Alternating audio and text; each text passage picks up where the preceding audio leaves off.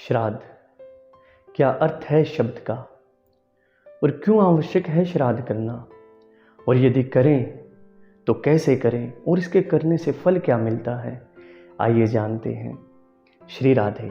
बंधुओं, हमारा सत्य सनातन धर्म ही एकमात्र ऐसा धर्म है जिसमें संतान अपने माता पिता के जीवित रहते तो उनकी सेवा करती ही है, परंतु उनके परलोक सिधारने के बाद भी उनकी आत्मा की शांति और सद्गति के लिए प्रयत्न करती है।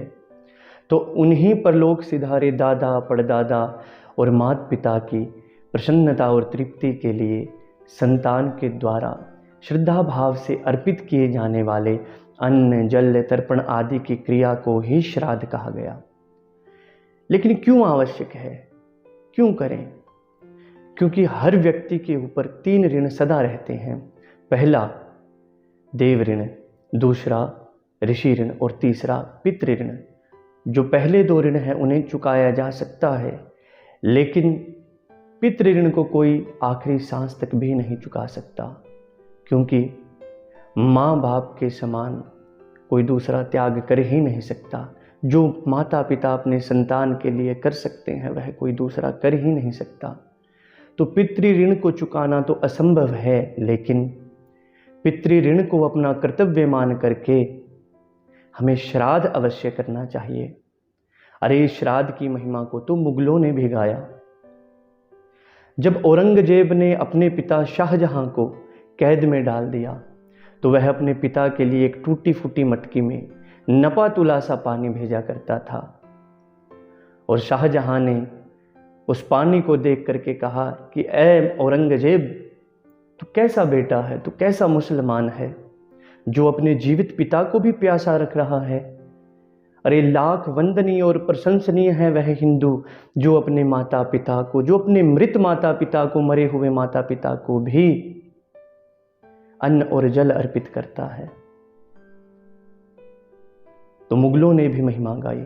तो प्रयत्न पूर्वक हर व्यक्ति को श्राद्ध करना चाहिए, लेकिन करें तो इसका फल क्या है? तो अन्न धन दूध और पुत्र का जो विभाग है वह पितृदेवताओं के ही पास है। जिसके ऊपर पितृदेवताओं की कृपा है उसके यहां धन धान्य संपत्ति समृद्धि की कभी कमी नहीं रहती। जो ये उसके यहाँ संतान पैदा होती है वह तेजस्वी, सौभाग्यशाली, यशस्वी और चिरायु पैदा होती है। उन्हें हर कार्य में सफलता और उन्नति प्राप्त होती है। लेकिन जिनके पितृ रुष्ट हैं, जो अपने पितरों के निमित्त कभी कोई कर्म करते ही नहीं, उनकी संतान अपंग, मंदबुद्धि और दुराचारी पैदा होती है, जो अपने माँ बाप की सेवा नहीं उन्हें कष्ट पहुंचाती है, और दरिद्रता का तो उनके घर में वास ही रहता है। तो जो व्यक्ति अपने जीवन में सुख और समृद्धि चाहता है उसे प्रयत्नपूर्वक श्राद्ध कर्म करना चाहिए और अपने पितरों की सेवा करनी चाहिए। अब श्राद्ध करें तो क्या विधि है, कैसे करें? तो जिस दिन श्राद्ध हो उससे 1 दिन पूर्व शाम के समय एक सुयोग्य और विद्वान ब्राह्मण को निमंत्रण दें, और श्राद्ध की सुबह को अपने घर को स्वच्छ करके एक स्वच्छ जगह पर एक सुंदर आसन लगाएं, और हाथ में पुष्प और तिल लेकर के प्रार्थना करें कि मेरे इस गोत्र और कुल से संबंधित मेरे पितृदेवता अपना श्राद्ध ग्रहण करने के लिए इस आसन पर विराजमान हों। और फिर धूप दीप जगा करके श्रीमद् भगवत गीता के 7वें अध्याय का पाठ करना चाहिए, या फिर ब्राह्मण के द्वारा कराना चाहिए, और नहीं तो ओम नमो नारायणाय का यथाशक्ति जप करना चाहिए। इसके बाद ब्राह्मण भोजन से पहले 5 ग्रास गौमां, अग्नि, श्वान यानी कि कुत्ता, कौवा और भिक्षुक के लिए उस श्राद्ध भोजन में से अंश अवश्य निकालना चाहिए। उसके बाद दोपहर को 12 बजे निमंत्रित किए गए ब्राह्मण के द्वारा श्राद्ध का संकल्प करा करके उन्हें मौन होकर के भोजन कराना चाहिए। प्रयास करें कि भोजन कराते समय ना आप बोलें और ना ब्राह्मण देवता बोलें।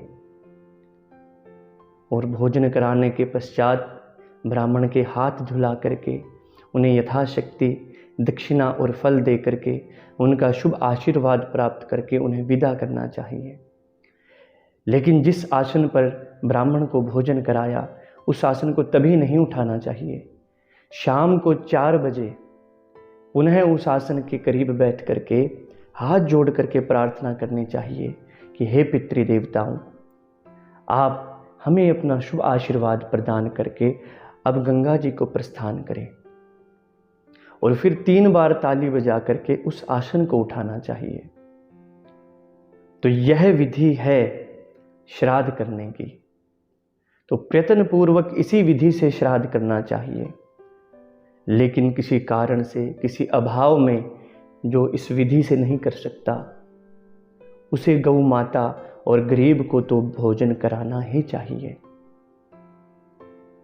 तो जो व्यक्ति अपने जीवन में प्रसन्नता, खुशहाली, पितरों की कृपा चाहता है, वह अवश्य ही श्राद्ध करे और अपने जीवन को खुशहाल बनाए, जीवन में प्रसन्नता और सफलता को प्राप्त करे। राधे राधे।